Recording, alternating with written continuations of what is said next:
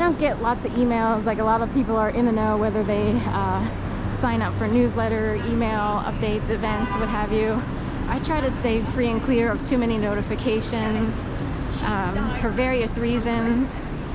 So we had enough of being forced to sort of read out or wonder why things were going on at certain times and so forth and so on. So in a way, it's the less information, the better in my case. And besides, I don't have tons of money to be like going out to dinner all the time. I don't know, you gotta be sort of in a certain population where somehow something worked out, whether you worked hard or not. There are a lot of people who didn't have to work that hard and they just wound up with a job, they got on a track, and somehow they become like in a position where they're in charge and they just sort of make a lot of money and they really don't have to do anything. I noticed this in some of my jobs.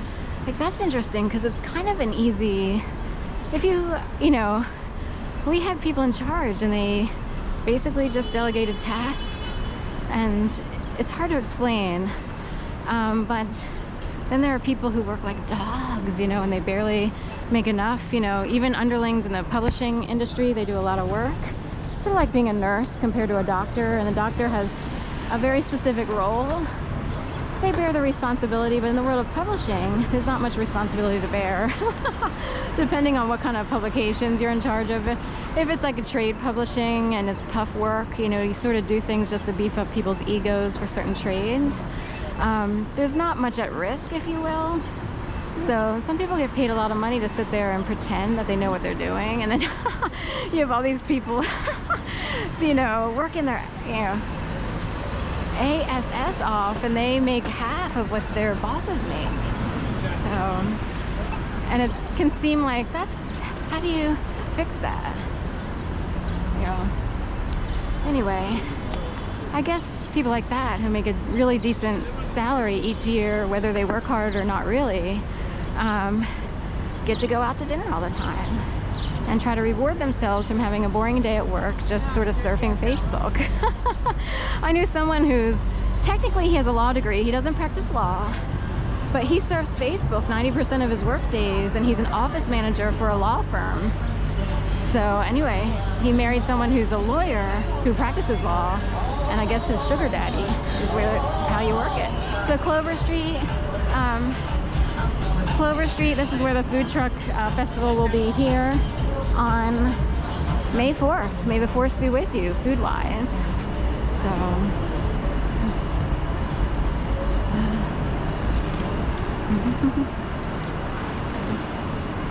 alright, well, bebop on down here, hip-hop, hippity-hop. Peter Cottontail hopping down the bunny trail. Hippity-hoppity, Easter's on his way. So, I'll get into, oh gosh, a little inside joke in my own brain. So, after talking about the office manager and lawyer, it's too funny. Oh gosh, whatever it takes, you know. People are brutal out there. You think they're nice. I'm actually nice, so. Unless someone crosses me.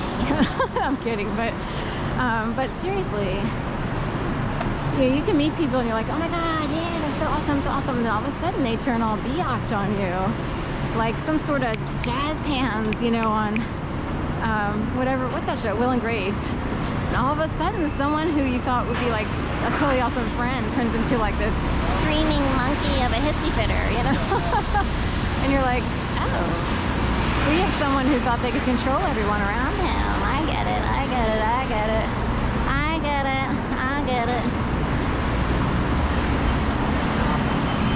Up and down the bunny trail. Hippity hoppity, Easter's on its way. Of course now Easter's over, but you never think of that song until it's actually Easter, and then it's out of your brain really quick. No one thinks of Peter Cottontail. Unless they have to.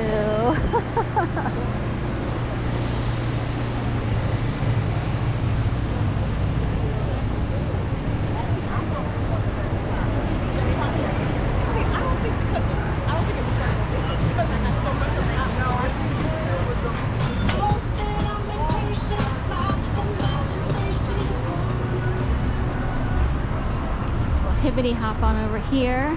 Speaking of hop, we have the tour buses, and off one of them will say hop on, hop off. I forget which one. Is it the big bus or the city sightseeing? One says hop on, hop off. So I met someone who was really uncool, and they're like, that's like my last girlfriend. Hop on, hop on. That's a really bad joke. But I was like, someone actually sees the world that way. Yeah. So I had my bike accident, and there's another bus situation. Was it more like big bus? They looked a little different. They were painted differently back in 2012 when I had a serious bike accident. But one of these double-decker buses, it's more like city sightseeing-ish. I feel like they look a little different these days, but passed by. I had a bike accident right next to one. And I kind of, wonder, well, I'm really grateful that I didn't wind up under the bus, like thrown under the bus. I was thrown under the bus psychologically, or really like harassment-wise.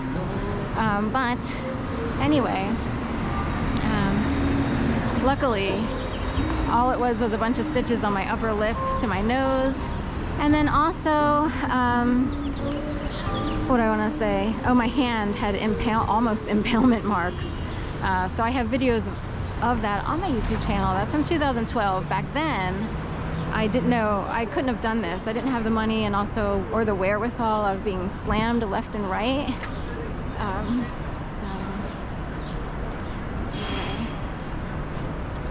Reading Terminal, it's not quite closed yet for the day, but I will see you on the flip side.